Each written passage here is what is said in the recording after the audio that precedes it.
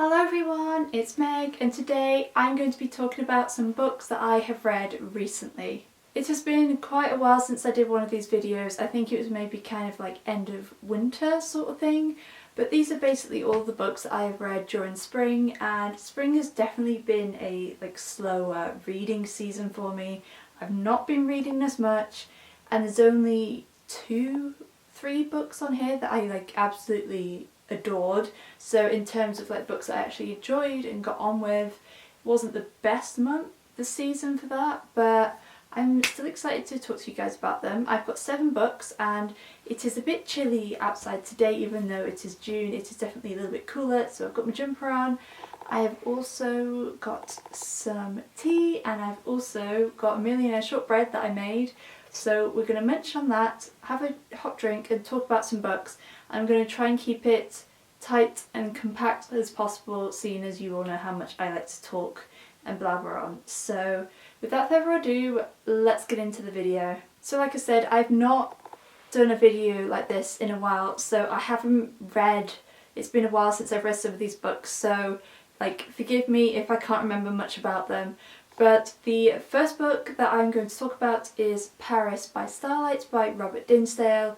And I got this in a subscription box at the end of last year, and it seemed so intriguing. It's quite a complicated synopsis for me to tell you, because it's one of those books that I think you genuinely don't know what you're getting into until you have read the book. It's one of those, but it's been compared to Erin Morgenstern's books and also Neil Gaiman. So this starts off with one of our main characters, Isabel, and obviously it is set in Paris, and she ends up meeting some people called the Nocturnes, and she ends up falling in love with one of them called Levon, and basically they have fled their country because it has been destroyed, and they are refugees in Paris and they are trying to find their new home, I guess you could say, and they live by night, and they have all these magical flowers and animals that glow and have some magic nectar and with magical properties, and they have night markets, and it's just all very magical and whimsical. And they start, the Nocturnes, more nocturne people start turning up in Paris, and they end up creating something called Paris by Night.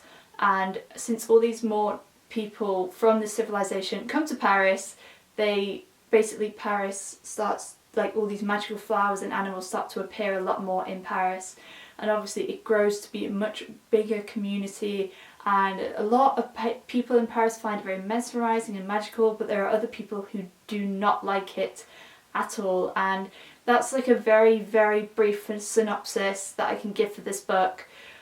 But I did enjoy this book, but I was disappointed by it. I feel like it's one of those books, like I said, it's not what you expect. It definitely was not what I was expecting when I got into it. It took me a while to get into it, and even though the writing is very beautiful, I didn't really click with it, and I also found a lot of the language very repetitive, the descriptions that they would use, moonlight and emeralds and sapphires and glowing and all those sort of words. They were constantly repeated, and I did find that a bit repetitive, and I just wasn't totally engaged. It's quite a big book. I think it's over 400 pages. Yes, it is. It's over 400 pages, and I just wasn't super invested in it. It is very vivid, and I do like some of the description, the characters in here as well, and all of the community that is built in it. But I wasn't a massive fan, and I will give a trigger warning in here. It was just one moment in this book, but if just for people, I know some people don't like this, for animal cruelty, I'll give a trigger warning for animal cruelty. It didn't last very long, but I didn't like reading about it, so just a note so you know if you ever want to pick this book up. But yeah, it was enjoyable. I did like it for the most part. Generally the synopsis was right up my street because it's very magical and whimsical and all that sort of thing, but it just wasn't quite what I was expecting, unfortunately. So I don't know if I'll ever pick anything up from this author in the future, but I am glad I got to try his works out. And yeah, wasn't my favourite read, but I did still enjoy it nonetheless. The next one I will only touch on briefly because this is a reread, and that is Sunshine by Melissa Lee Houghton. This is a poetry collection. I class this as one of my favourite poetry collections of like ever, really. It's been a very long time since I've read it, so I thought it was time for a reread. I did start reading it last year to annotate for when I was applying for my masters, but I finally finished it a couple of months ago, and I don't have much to say. I really enjoyed it. She is a local poet, which I love. I love the topics that are discussed on it. The last poem still gives me chills every time I read it. But if you love poetry books about like mental health and a lot of other serious topics, there are a lot of trigger warnings for this book, so just be aware of those before you go into this. But I still really enjoy it. Don't know if it's like definitely one of my all-time favourites anymore, but I still really enjoy it, and I will definitely read some more of Melissa's work in the future. The next book is my favourite book of the year so far. If you have watched my mid-year freakout type video, I do also have 2 vlogs where I read some of this book in those vlogs. I really wish I had done a full spoilery vlog for this book because I have so much to talk about it, but obviously I have to keep it spoiler free for this video. But that book is The Other Bennett Sister by Janice Hadlow. Like I said, I have mentioned this book a couple of times on my channel, and I just absolutely adore it. This is obviously following Mary Bennett, who is the middle sister of the Bennett sisters, and she's very much overlooked in the original Pride and Prejudice story, and she seems to be in most of the other Pride and Prejudice retellings that I have read so far. But honestly, like, if you can see my tabs, like, I wish I could do a flick through of this book on my channel with all my annotations, but we will be here forever because this book is 655 pages. It's the biggest book I've ever read, but I was never bored. I was a bit intimidated because of the size of it, but I was never bored reading this book. I was so sad when it was over. It was one of those books where I read it, I put it down, then I instantly wanted to pick it back up and start reading it all over again, which hasn't happened to me with a book in so long. Mary is a character that goes through such growth in this book. It's so nice that she finally gets her own voice to kind of have a book about her and her story, and from where she is at the start of the book compared to where she is at the end of the book, there is so much growth, and you really see her blossom and grow into somebody that most people in her life never imagined that she would end up like that, and I really love that. This book is split into about 5 sections, and the first part takes place during the events of Pride and Prejudice, and then the rest of the book takes place after Pride and Prejudice, so it's about 2 or 5 years later, something along those lines. I think it's about 2 years later, I think, something along those lines. So it's really interesting because Mary kind of moves around the country a bit in this book, staying with different people, and you get to see a lot of the characters, the original characters that we know and love so well, further down the line in life, and see how they're doing, such as the Collinses and also her aunt and uncle the Gardners, and you get to see Lizzie and Darcy, and you get a lot more Caroline Bingley in here as well, which is very interesting, and you also get more new characters, and I really enjoy the new characters. I feel like they're very authentic and they fit in to the Pride and Prejudice story very well, and I love this book. I could talk about it so much, but I'm not going to. I love it so much. You cheer for Mary for the whole time throughout this book, seeing her growth. You feel for her, you just want her to be happy, and it is just an absolute joy. It made me so happy reading this book. So if you are a Pride and Prejudice fan, I honestly think you please pick this book up. It is so good. Don't be intimidated by the size. You will never be bored, I promise you. I think Jane Austen would be pleased with this book. I think it is very much written in a most authentic way to her works. I think it fits in with the original story so well, and yeah, I'm very glad that Mary has finally got her story, and I think it's been incredibly done. It is an absolutely fantastic book, and like I said, I cannot recommend this enough. I would be gushing about this like forever. I will be rereading it, I will be adding more annotations to it maybe. I just adore it so much, and I cannot recommend it enough. Next up, we have two books that I read during Mental Health Awareness Month, and I do have vlogs for all of this throughout May for this, so I'll leave them in the description, or I will leave my vlog playlist in the description if you want to go and watch those videos, because I will have more in-depth thoughts on these books kind of as I'm reading them.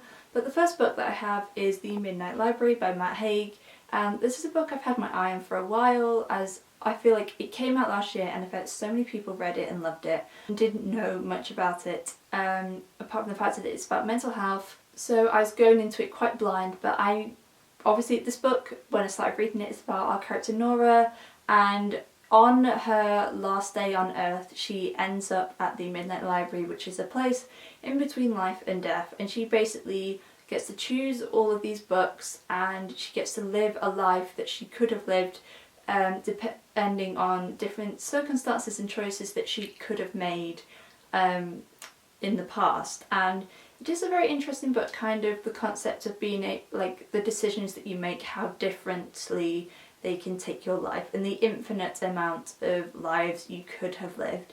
And even though this was a very lovely book, very sad book at the same time and emotional, with a really lovely and beautiful and important message, I didn't vibe with it as I was hoping to. This was a little bit of a disappointment for me. If you watched my mid-year freakout tag video, this was one of my disappointments. I didn't hate it by any means. It just was disappointing, probably because I had such high expectations for it because I was so looking forward to reading it. I just didn't really click with the writing. I didn't really click with the story that much. I didn't as much as I was hoping to. And yeah, it was just a bit lackluster for me, unfortunately. I'm really sad about that because I was really hoping to like it. I don't know if I'm going to ever pick any more of Matt Haig's books up in the future, but I did still enjoy it. Just was a bit of a letdown, probably mainly because of the hype I had for myself for this book. But yeah, may or may not pick any of his work up in the future, we shall see. And then the second book I read during those little Mental Health Awareness Month vlogs is The Existence of Amy by Lana Grace Reaver. I'm going to say Reaver because I think that's how I'm going to pronounce it. I don't know if it's right though, so I'm sorry if it isn't. But I was sent this by the author last year, and it is a self-published book, and she asked if she could send it to me in return for a review, so I said yes. And the synopsis doesn't give much away, but this is basically about our main character called Amy, and it is basically about her and her experiences with dealing with her mental health, specifically OCD and depression. And these aren't specified, she doesn't give a name to her illnesses throughout the majority of the book. I know that maybe sound a bit of a spoiler, however, not everybody will get this, but personally I did manage to realise, work out what the mental illnesses were at the start of the book. Obviously I know not everybody will, but it's basically about her experiences with her mental illness. And this book took a little while to get into. It's a very different writing style compared to what I'm used to. I would say quite a fresh one, quite different and interesting. But once I got into it, I did really enjoy it. I like Amy's character, and I also like her work colleagues that she works with. There are some really great female-male platonic friendships, which I really enjoy. It's nice to see such positive ones in here, and I feel like I can't speak personally for all of the mental illnesses in this book for the representation. However, I do feel like it was very well done. I feel like it was very authentic, and you kind of see the emotions that Amy goes through and kind of how her mental illnesses affect her life, like her daily living and her work and just everything, and how much of an impact it has on it. And so I did generally enjoy this book. However, there was a bit in the second half that I wasn't enjoying as much. There was a bit of a romance that came in here, and I was kind of hoping it wasn't going to happen because I was like, oh yes, this is a great healthy friendship, and then it kind of changed into something else, and I wasn't a massive fan of that. But generally I did enjoy this book, and if you guys would like to read some books about mental health, some more books about mental health, specifically about OCD and depression, I do recommend reading this book. Obviously be aware of those if they are topics that you want to be aware of before going into this book, but I feel like it was a very good mental health book. It had great representation, I feel like it's very authentic and really enjoyable characters as well. So thank you so much to Lana for sending me this book. Second to last book that I have read is the Yearbook by Holly Bourne, and this is Holly's latest release. It came out in May and it is her 10th YA book. And there has been such an evolution. I love Holly's work. I have read a couple of her books so far. I still need to read some of her adult novels. I do have one on my physical TBR. But this is her latest YA novel. And this is basically about our main character called Paige, who is very quiet. She doesn't have any friends at school. She wants to keep her head down and just survive high school. That is what she wants to do. She wants to survive secondary school and just get through without any drama, without any rumours going around about her, without being bullied, all that sort of thing. She just wants to lay low. And I thought the majority of this book was going to be about school, and a lot of it is, as school is, and her experiences in school is a very big part, but the other part is that she has a very difficult and toxic family life back home. Her father is, I would say it's emotional abuse that he expresses throughout this book, so obviously trigger warning for that before going into it. And he is very verbally abusive towards her and her mum, so she tries, it kind of links with why she lays low so much in school, because she lays low at home, so then she is less likely to annoy her father, and it's a very difficult family life. And then she is also a great reader, and she is the editor and one of the top people in her school newspaper. So part of it is about the yearbook, and there's these mean girls who try and infiltrate the yearbook, and there's also other stuff that goes on, and there's so much.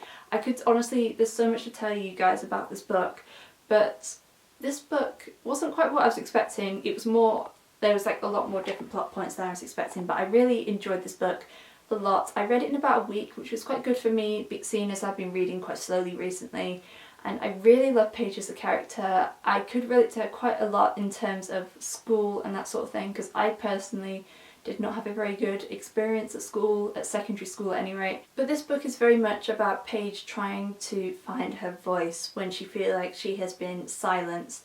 And there's a little phrase that keeps popping up in this book that says, "I exist."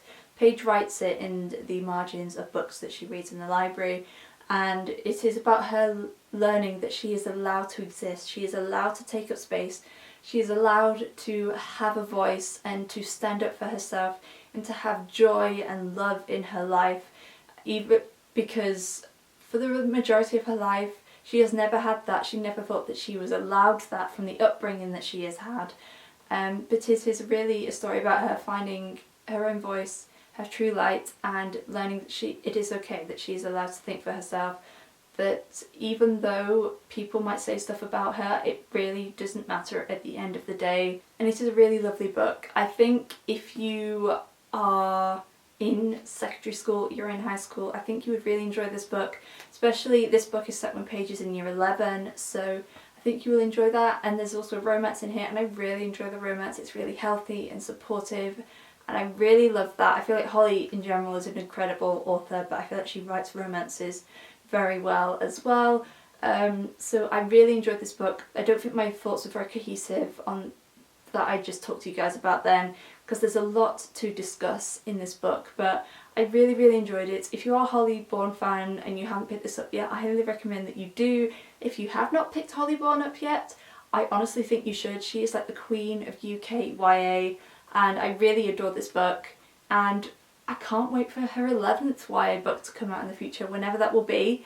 I think it will be absolutely wonderful, just like this book and all of the other ones that she has written previously. And then the last book that I have recently read is Date Me, Bryce and Keller by Kevin Van Wy, and I wanted to read this book last year. It came out last year, and my friend Kira very kindly sent this to me because she was doing an unhaul, so I asked if I could have it, and I'm so glad that I got this book. I read it at the beginning of June, and This book made me so incredibly happy. I feel like this is quite a popular book, but in case you guys don't know what it's about our main character called Kai. I nearly forgot his name then.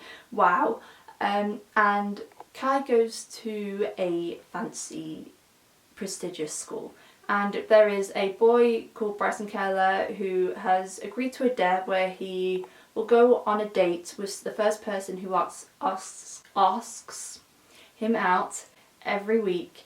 And that is a dare that happens, and then one day Kai decides to ask him out as a dare, and it goes off from there, and it's all about the relationship between Kai and Bryson.